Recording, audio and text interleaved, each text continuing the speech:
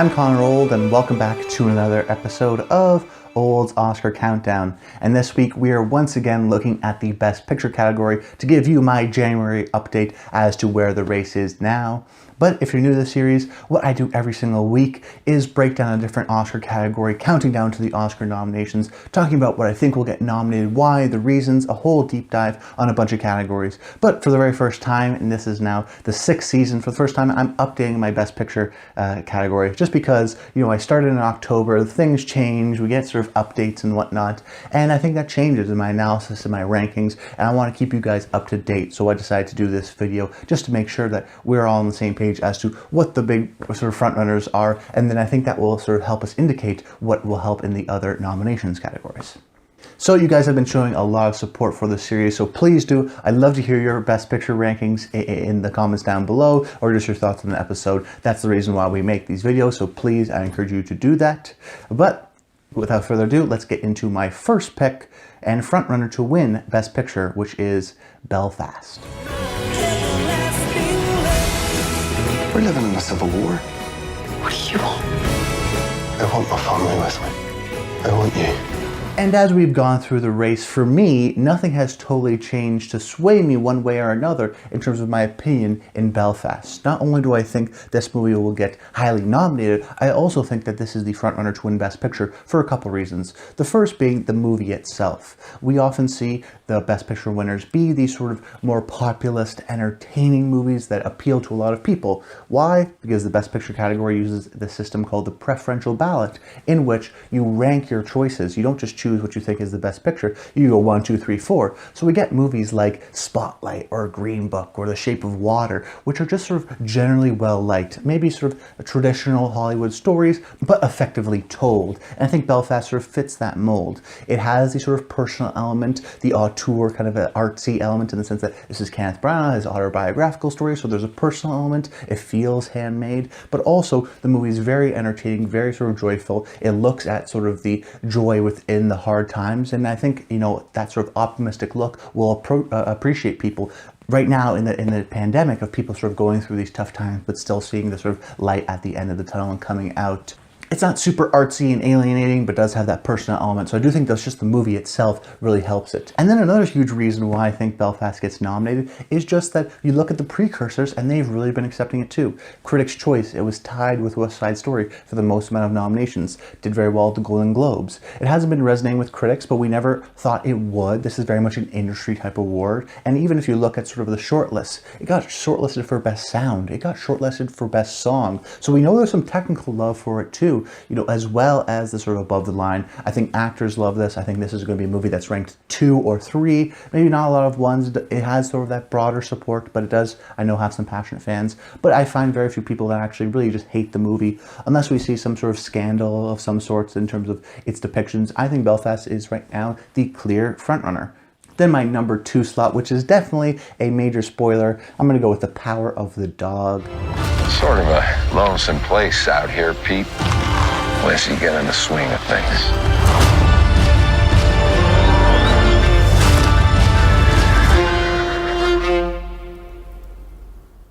From auteur Jane Campion, and we've seen this really for the past 4 years. Every year there's a movie from Netflix which sort of fits into the auteur slot, we'll call it. So last year was Mank, the year before that was The Irishman, the year before that was Roma. Now none of these movies won Best Picture, which is why I'm kind of keeping it out of the loop, but it definitely fits into the slot of these movies get a lot of nominations and they get nominated for Best Picture. And I think Jane Campion is the frontrunner to win for Best Director, because she's never won for Best Director before, because it's sort of a reclamation sort of comeback for her. And if that's true, if I think Jane Campion is going to win for Best Director, then The Power of the Dog has a serious chance. I mean, where Belfast, I think, fits into the slot of the Green Books and The Shape of Waters and the Spotlights. I think The Power of the Dog fits into the more of the critical aspect of the Academy. They've rewarded films like Nomadland or Moonlight, and I think Power of the Dog sort of fits into that slot. My concern over the movie is that, while it is very well appreciated by the critics, it is slow, it takes its time, it doesn't have necessarily this clear story arc. You really have to sort of pay attention.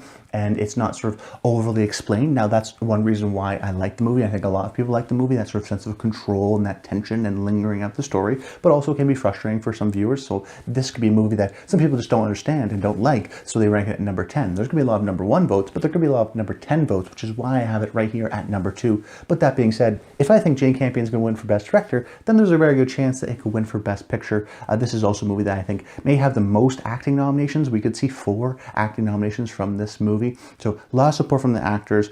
You get the director, you get the screenplay, you got all the above the line stuff, but it's also a period piece. So you also get, cinematography. I think sound could get in. So you get some more below the line support too. It's a Western, which is generally a category that does well in those below the line categories. So I expect a lot of nominations. I expect Jane Campion to get nominated, but there could also be a situation where, hey, we're going to reward Jane Campion for Best Director and go with something else for picture. And that's sort of the big reward for the movie. And it's that way we can reward Jane. But it's going to be tough to tell. Then my third slot, I went with West Side Story. Life matters even more than love.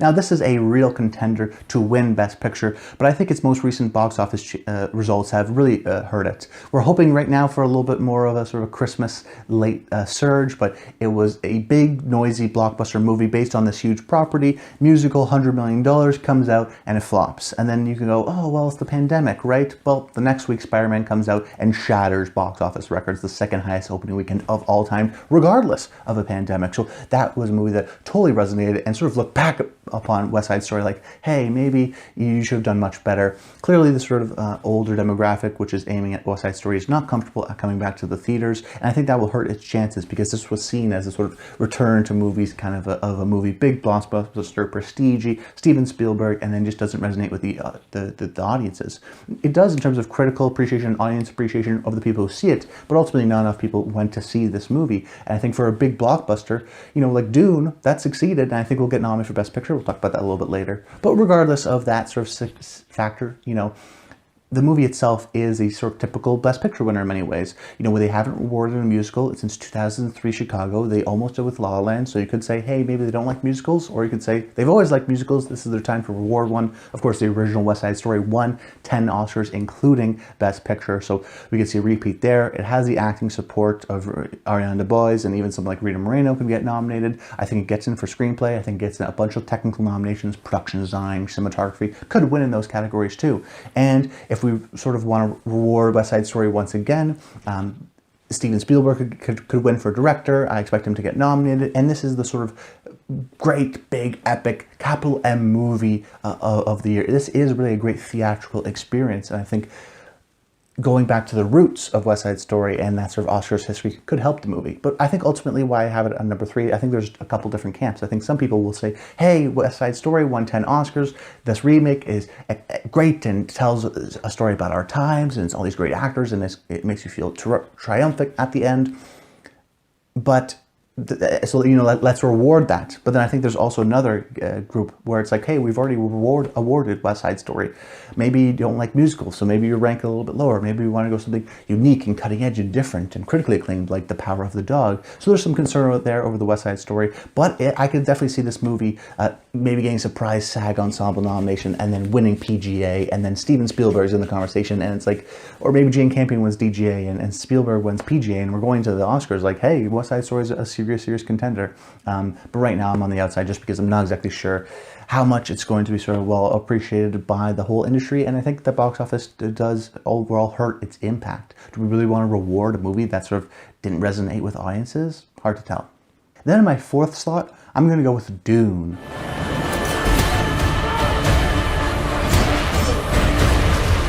Only together can we stand a chance.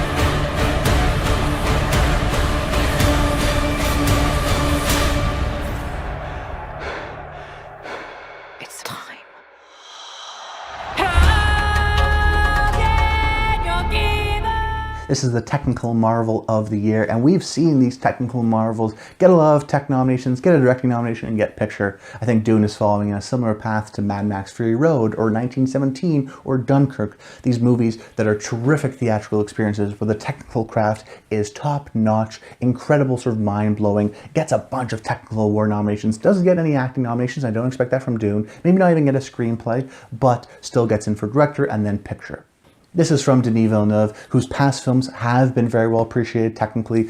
Dune was a movie that got nominated at every single technical category from the Critics' Choice Awards, so there is an appreciation there. We already know there's an established technical, even the early sort of industry awards, we're starting to see a large appreciation, and it just makes sense. I mean, Blade Runner was a movie that won 2 Oscars for technical awards, Arrival won a technical award, Sicario got nominated for a bunch. So this sort of Warner Brothers, sophisticated, big, theatrical, epic movie, like a Lawrence of Arabia or, you know, Dances with Wolves. I mean, the Oscars have this sort of tradition of awarding these big, epic movies. It made money at the box office, so it's a success. So is this sort of like the Black Panther or A Star is Born that we've seen in the years past, this sort of sophisticated, prestige-y type blockbuster that works and succeeds. I think we'll get a lot of these technical nominations, get in for director, and then ultimately for picture. Then in my 5th slot, I went with Licorice Pizza. Action.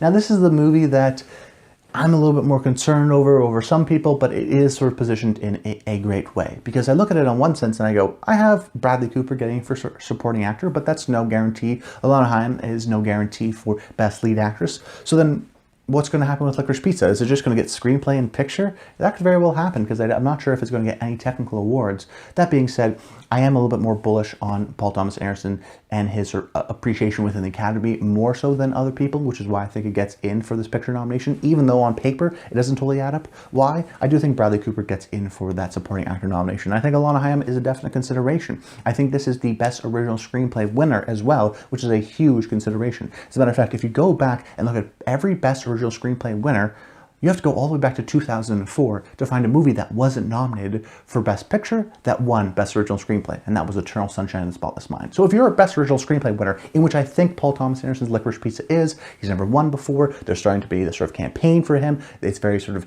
clever and funny screenplay. So if he wins for Best Original Screenplay like many of us think, well then it's almost a guarantee that's going to get in for Best Picture. Also, let's not forget the Golden Globes have never nominated Paul Thomas Anderson until most recently for Licorice Pizza. But then the Academy nominated him 8 times. So there's a clear distinct divide where some of the industry precursors don't always nominate him, but the Academy, the Oscars always love Paul Thomas Anderson movies. So I expect a director nomination. I think he wins for screenplay for his very first Oscar. I think we can see a surprise acting, either it's Alana or it's Bradley. Maybe even a surprise production design, because this is a period piece. It could get in some appreciation there. But if it gets in an acting, it gets in a screenplay, it gets a director, I think it gets in for picture. Let's not forget that his past movies, The Master, Inherent Vice, Phantom Thread, I would all argue overperformed on Oscar nominations tonight and get in for picture and get in for director and surprise people. So let's not forget, Paul Thomas Anderson is very well liked within the Academy. I think a lot of people think it's his time. I think Licorice Pizza gets in. Then my next pick is going to go to King Richard. You gonna show him how dangerous you are?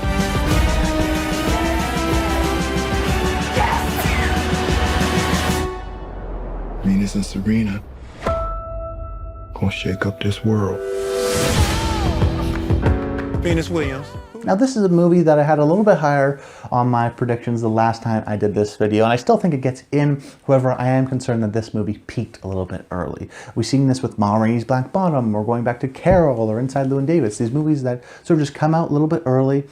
You know, this was, you know, in October when King Richard was coming out, and Will Smith had his memoir, and he was everywhere. And now you sort of go, oh yeah, it didn't do very well at the box office. It actually didn't appear on too many year-end lists. We're still a month away from Oscar nominations, and I still think Will Smith is the frontrunner, but we've seen something like Ma Rainey's Black Bottom last year with Chadwick Boseman. That movie sort of disappointed, didn't get in for screenplay when we thought it would. Does get in for picture ultimately, but Viola Davis loses out, Chadwick Boseman loses out, and that's just a movie that ultimately didn't resonate because I think it peaked a little bit too early. We've already seen people like, you know, John Bernthal, which I thought could maybe get in for King Richard. He's sort of been already out of the conversation. Ingenue Ellis is still in there, but she can maybe disappoint Ultimately, I still think that this is a movie that the Academy likes. Big, sort of populist movie, makes you feel good, triumphant at the end. Sports movie, but also biopic. They like both of those genres. Will Smith is delivering a capital M movie star performance, terrific in this. I still think he is the front runner to win because he's charismatic and he does go out on the circuit. I think he will be able to charm enough people to get that win. So if we see a potential Best Actor winner, still gets in for screenplay, still could get Ingenue Ellis. You know, it was shortlisted for songs. There's still some appreciation for it. It just seems like the type of movie that the Oscars do like and have rewarded in the past, so I do still think it gets in for picture. However, his chances of winning, in my opinion, have a little bit slipped. And then my next pick, I went with Don't Look Up. There's a comet headed directly towards Earth. Do you know how many the world is ending meetings we've had over the last 2 years? Drought, famine. Hole in the ozone is so boring. Now, as predicted with me and this channel, this movie seems to be, and I think will get, a similar trajectory to Vice. It'd be a similar kind of a movie. We knew this movie wouldn't be sort of critically well claimed, similarly to Vice, a little bit more mixed response, but there's a clear divide between the critics and the audiences. In the same way, Vice, there was a critical divide between the critics and ultimately the Academy and the audiences. The audiences really liked it, the Academy really liked it, and they gave it a bunch of nominations. I think Don't Look Up will be not as well regarded as Vice, because I don't think it has that acting support. I still think it gets in for picture. This is a movie like The Big Short or Vice, which is funny, but also takes in these more political aspects, maybe more of a left-wing liberal kind of approach, which many of the Academy is made up of, so they'll appreciate this kind of element. I mean, just the star power of the movie itself. Leonardo DiCaprio, Jennifer Lawrence, Meryl Streep, Timothée Chalamet. There's huge hitters in this movie, and I think even just from that, there's going to be some people that will vote for it just because they're friends with them. There is an element, or they want to see Leonardo DiCaprio to get in. I said no acting nominations, but I do think someone like Leonardo DiCaprio could still get in. I still expect it for editing because of how it sort of does this intercutting. I still think it gets in for screenplay. And then this is backed by Netflix, ultimately. This is a big Netflix movie. They want to get nominated, and I think it will for picture. Then in my 8th slot, I went with CODA. All that I need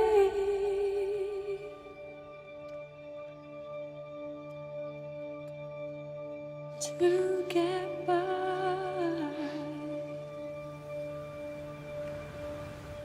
Now, this was a movie that I predicted all the way back in October would get in for Best Picture if it was seen by enough people, and it does look like it's being seen.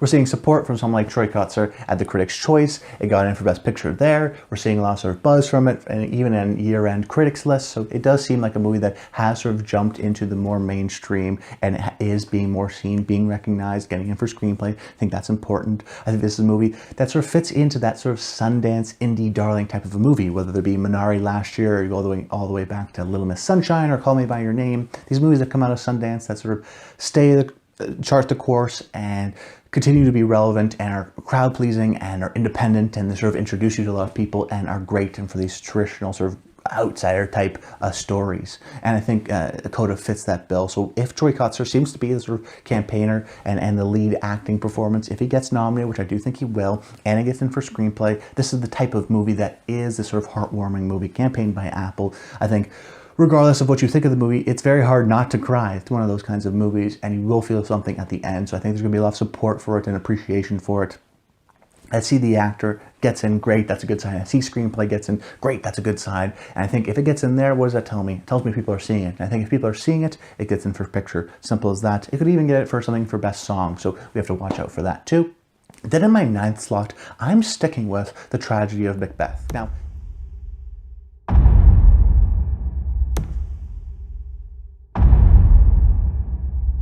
Whence is that knocking?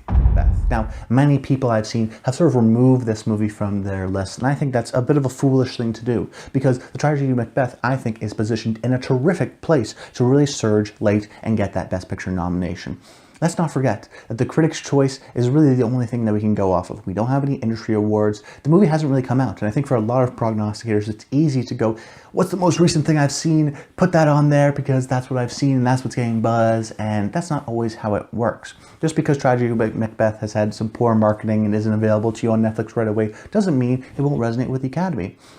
if you look at sort of past years, you look at last year, Judas and the Black Messiah, The Father, these were movies that were not nominated at Critics' Choice Best Picture, in the same way Tragedy of Macbeth was. It wasn't nominated, Judas and the Black Messiah wasn't nominated for really, pretty much anything, but it was released late. Both those two movies were released late, did well. Phantom Thread is another classic example. Didn't get any sort of awards at a Critics' Choice aside from, Daniel Day-Lewis didn't get in for picture, and then what happens, gets in for director, gets in for picture, because it's a movie that was released late from people that are very well appreciated, in this case Paul Thomas Anderson. And same with The Father or Judas and the Black Messiah, released late, well appreciated, top of the mind awareness, and just at the Oscar nominations are happening, they get nominated. I mean, if we were looking at a movie like Spencer feels like it came out forever ago. Let's not forget, the Oscar nominations are still a month away. And what's the late sort of breaking movies? I think it's The Lost Daughter and The Tragedy of Macbeth. These are the movies that are sort of in the conversation that are breaking late. Okay, then you say, well, let's look at the movie itself. What other nominations is it going to get? Because most of the time, if you get it in for Best Picture, we're going to get a couple other nominations. So I look at The Tragedy of Macbeth and I go, I don't think it's controversial to say Denzel Washington has a pretty good chance of getting in for Best Actor. Okay, let's do that.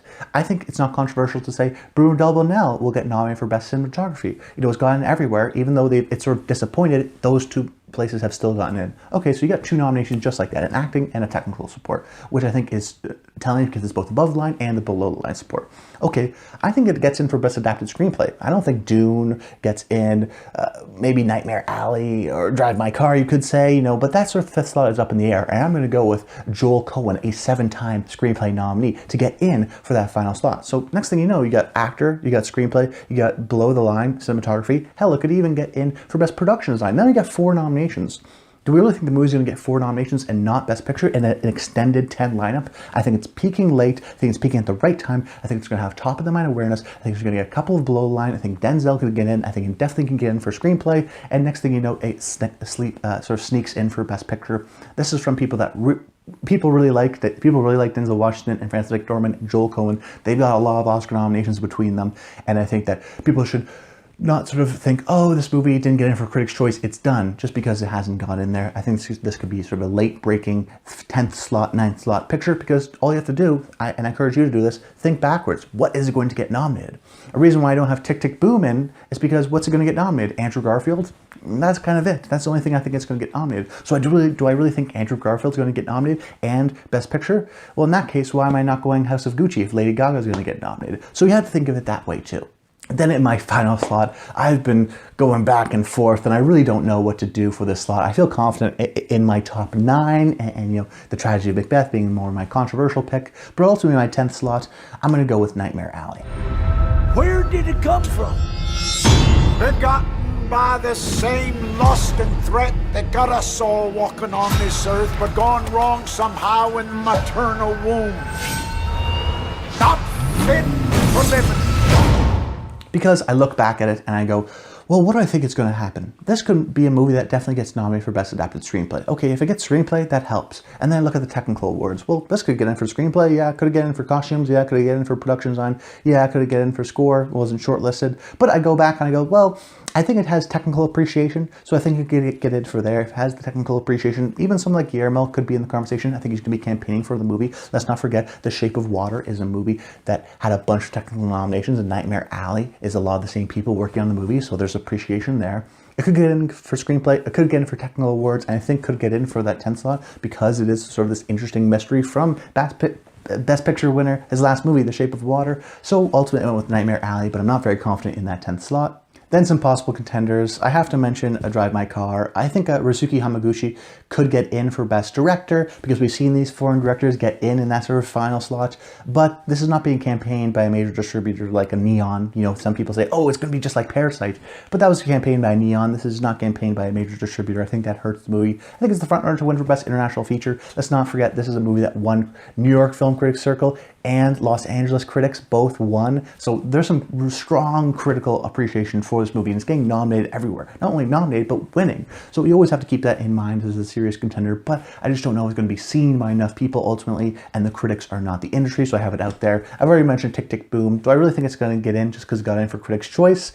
I don't think it's getting in for screenplay. I don't think it's going to get in for anything else aside from Andrew Garfield, so Why I think it's going to get in for picture. It's got Netflix behind it, which is beneficial, but they've already got Don't Look Up. They've already got Power of the Dog. I'm not sure if they get that sort of third one. Maybe they get The Lost Daughter. Maybe that's the campaign there. If anything, I think The Lost Daughter is stronger because, you know, we got Olivia Colman, which I think is a solidified nomination. I think it gets in for screenplay. You know, it's coming out on Netflix. I think there's going to be a lot of buzz for it now. It has been getting buzz as it's being released now.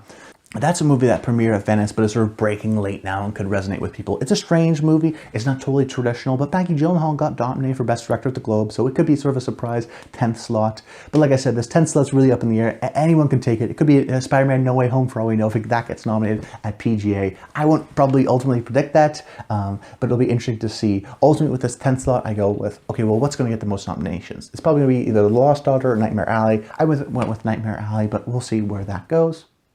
But that's about it, guys. I hope you enjoyed the video. Make sure you comment below. Let me know your thoughts on Best Picture predictions and give me yours in the comments down below. I'd love to hear them. But that's about it. Until next time, stay tuned.